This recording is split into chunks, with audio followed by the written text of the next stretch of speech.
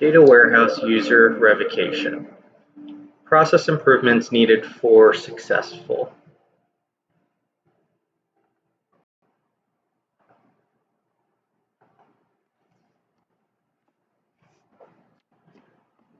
Data warehouse user revocation. Process improvements needed for successful integration by Sean Walter. In the overview, we have applications that are using data warehouses for entitlements. These applications spend a redundant amount of time creating user feeds that actually handle user revocation. The process can be improved by receiving the information directly from the data warehouse rather than from the development teams. The new process will save time and money. So for an introduction, my name is Sean Walter. I will be helping to combat the status quo of the current processes. Just because the current process is working doesn't mean it is effective. Many changes can come from independent thought differing from the current state. We do have a working process. It works somewhat. So what we need to see is how can we make this process more efficient? What can we do better? And how can we save the company money overall? The opportunity for this current situation is currently application developers have to reach out directly to the data warehouses for a feed of user information. We think of this similar to ordering something in the mail.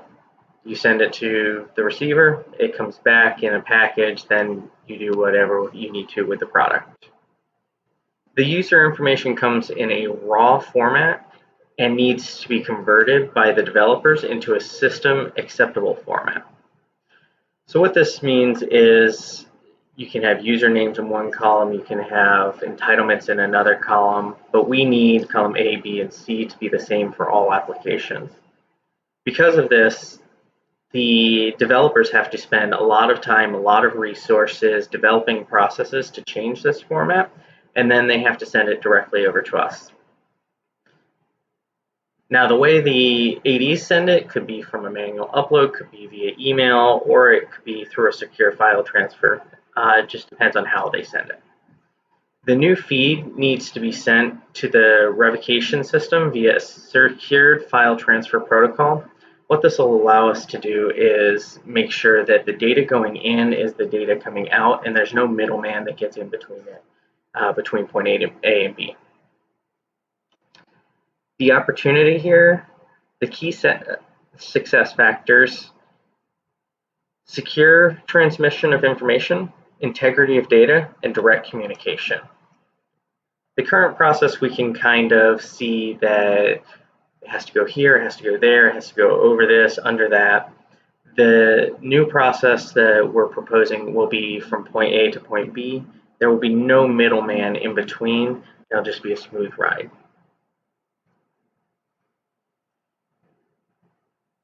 With our plan, we will take a direct communication between the data warehouse and the revocation system. The direct communication takes the developer step out of the equation, protecting the integrity of the data. The fewer hands touching the data, the less likely the information is lost. Similar to the old schoolyard telephone game. You can start with the image here I have. He says blue is better than green.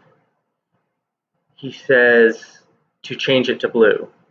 But green tested so much better than blue. She says green is better than blue. She insists on keeping it green. Maybe blue would be even better than green. So it just changes the more hands that touch it. And the same thing happens with data integrity. Information can be lost in this process. Direct communication also gives us a central point for troubleshooting. If there's an issue with the data or the file, it can be addressed with the data warehouse rather than the application developers. This way the developers don't have to go back to the warehouse to find out, okay, is it a problem with our process? Is it a problem with your process? Where is the problem actually coming from? So in the current process, the developers check the file, they check the manipulation script, they contact the data warehouse, and then the data warehouse reviews the source. Kind of like the most complicated physics problem you can think of. A data warehouse process will allow us to contact the data warehouse directly, review the source information. We can make sure 2 plus 2 equals 4. Quick, simple, to the point. So overall, this is a key success factor. Analysis of the alternatives. We can use software as a service to extract the raw data and send the information to the revocation system. This still adds another set of hands into the mix to allow data integrity issues. It does include an external service which is dependent on the integrity of those companies too. So we can have problems with the external vendors that we use for software as a service, and that in itself we have very little accountability for. As you can see here, Dilbert, I didn't have any accurate numbers, so I just made them up this one. Studies have shown that accurate numbers aren't any more useful than the ones you make up. How many studies show that? 87. We have to depend on these software as a service companies to be reliable with their data in order for us to be reliable with our data. It adds another stress factor for our review. The opportunity is to create a direct communication between the data warehouse and the revocation system. The easiest path between 2 points is a straight line. It's never good to go outside the box and come in unless you absolutely have to. Say there's a big dog in the way. But in this case, we don't have to. We can get the information from source. We can have it delivered. It just needs to be set up. The benefits and the risk of the strategic option. The benefits will reduce cost. They'll be easy to use.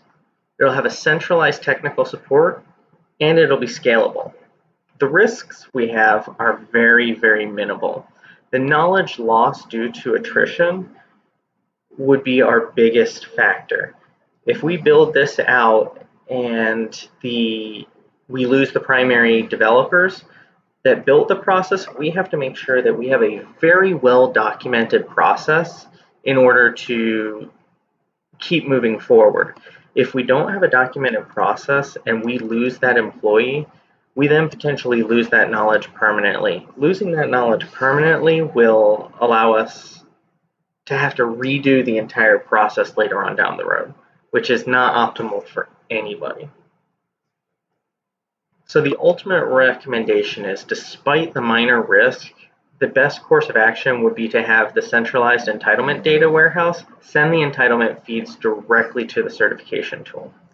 Again, cutting out that middleman, we're going to save time, we're going to save money to the tune of hundreds of thousands of dollars per year, just in estimating that 1 hour per month has to be put into this process by these developers for everybody that has to touch hands on it. That's not a minor figure. It's a validated figure based off of estimations from the developers themselves. And we have used some references here to show what a data warehouse is, how user access goes from point A to point B, and why the scalability of this process is a big thing. Being able to scale the application and still have the integrity of the data from point A to point B is essential. So that was my show. I hope everybody enjoyed it.